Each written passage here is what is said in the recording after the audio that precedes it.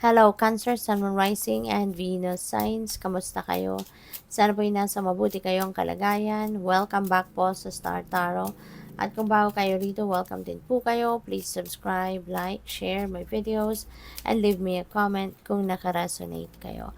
So, first message ninyo is intuition. Sabi dito, trust your intuition because it has been guiding you to the answers that you seek.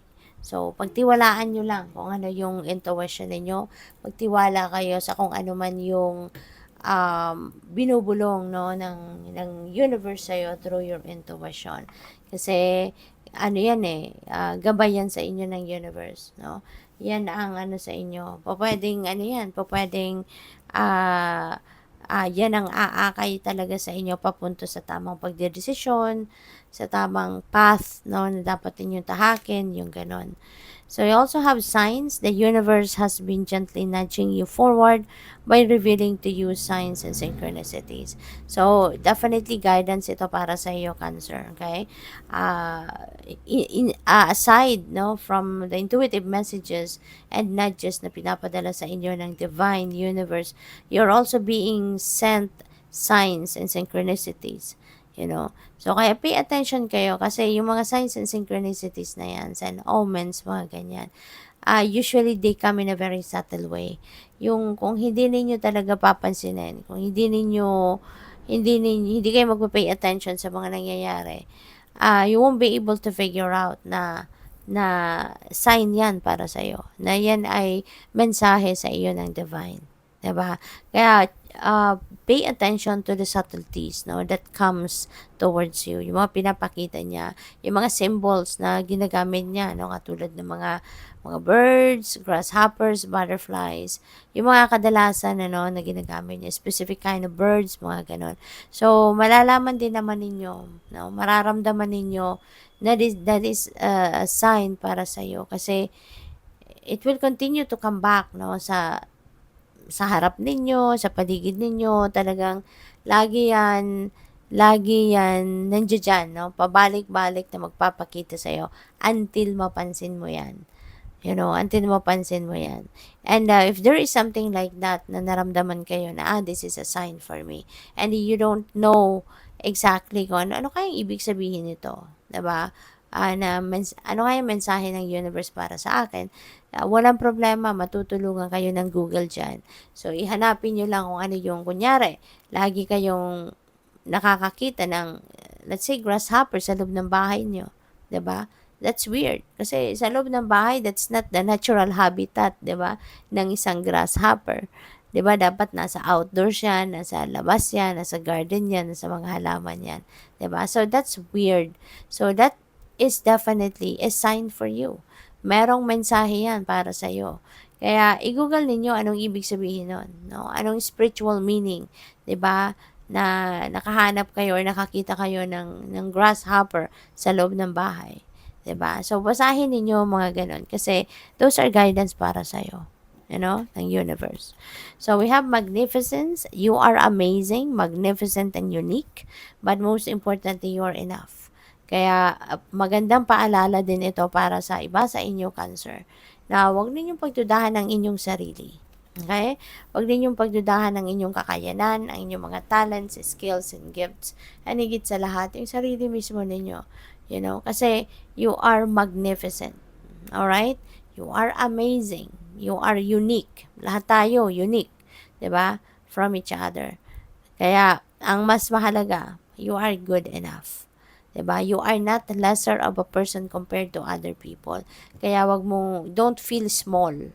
'Di ba? Wag mong isipin na ikaw ay lesser of a person compared to other people.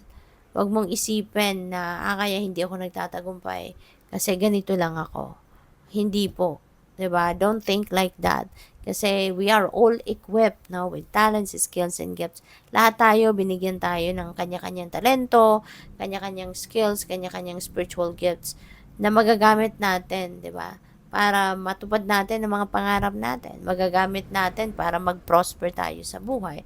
Mag-progress tayo. Magagamit natin para tayo ay maging magagamit natin para tayo ay umasenso, makarry out natin ang mga mission natin sa buhay, makarry out natin yung mga pangarap natin, 'di ba? Kaya there's no room for comparison, you know, ng sarili natin versus other people kasi katulad din ng iba, 'di ba? Magtatagumpay ka din, 'di ba? In your own time. Kasi iba-iba tayo ng timing, iba-iba tayo ng path na dinadaanan. Kaya iba-iba yung time ng ating pag-succeed sa buhay, 'di ba? So, what else? Tingnan natin kung ano pa ang mga messages para kay Cancer.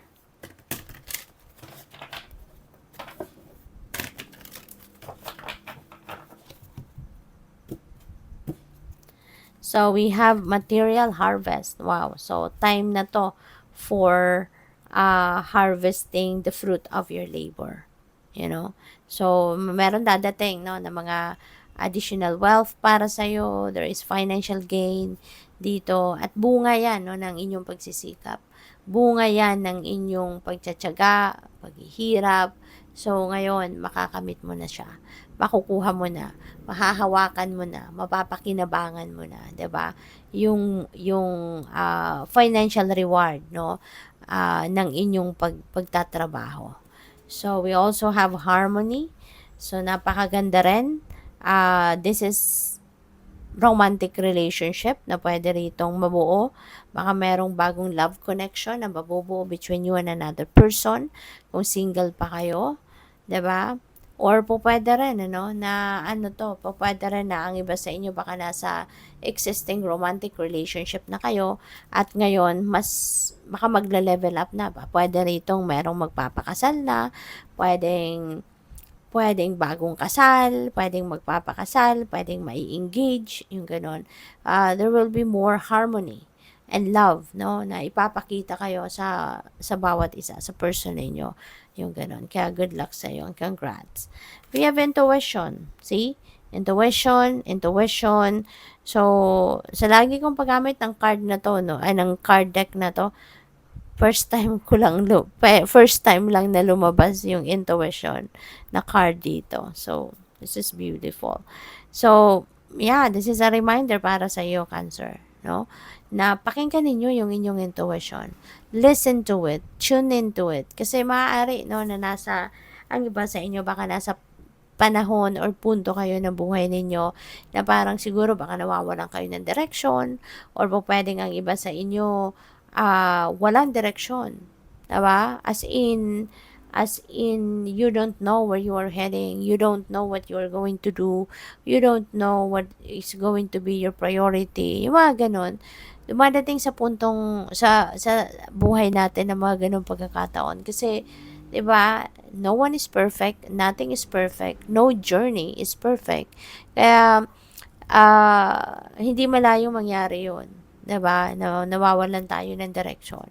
Lalo-lalo na kung mayroong mga imbalance sa buhay, may mga problema na nangyayari, 'di ba? Kaya nandito ang universe, ano? This is kung nakikinig ka dito sa reading na to or nanonood ka, this is a very strong message para sa iyo ng universe na I am guiding you, ginagabayan kita, 'di ba? Binibigyan kita ng liwanag because maybe nawawalan nga kayo ng direksyon, 'di ba? Or confused kayo, fragmented ang isip ninyo. Kaya panawagan nito sa inyo ng universe na pakinggan mo yung gabay ko sa iyo, 'di ba? Yung mga signs, symbols, and synchronicities, intuitive messages and nudges, hindi siya nagkukulang para sa pagpapadala sa iyo ng reminder. Hindi siya nagkukulang sa pagpapadala sa iyo ng guidance. It's up to you now to access, 'di ba, the guidance na pinapadala ni God sa iyo. Okay? And tune in to your intuition. Okay? Pakinggan mo yung gut feel mo. Pakinggan mo ito yung sinasabi natin, konsensya. 'Di ba? Pakinggan mo ang iyong konsensya. Yun, no? That is your intuition. So, pakinggan mo yun, ano? And for sure, you will be guided towards the right path. So, good luck sa'yo. Thank you for watching. Love and light. Namaste.